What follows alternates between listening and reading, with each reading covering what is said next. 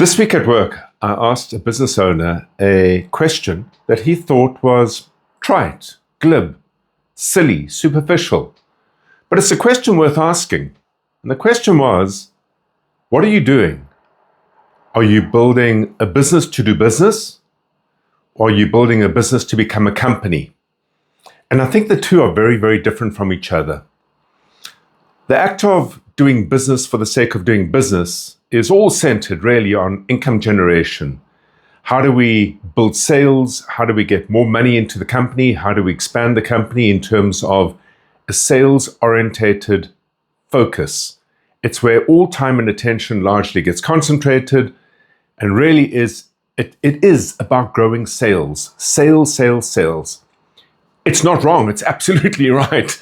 Without sales, you're not in business. You can't be in the business of even building a company.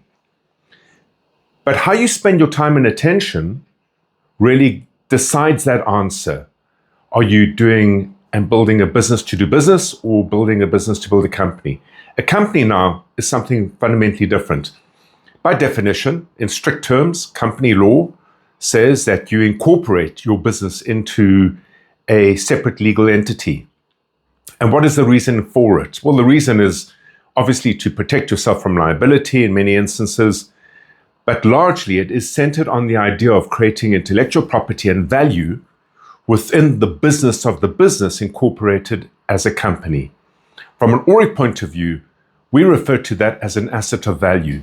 And an asset of value has the criterion of absolutely generating income through sales growth, but fundamentally also focusing on what it takes to build capital value in your company.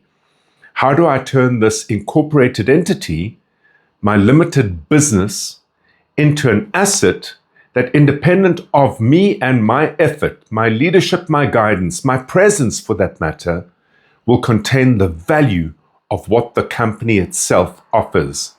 The two are vastly different. If you are looking at building a company, your time and attention needs to focus on the 5 levers that in effect manifests a company.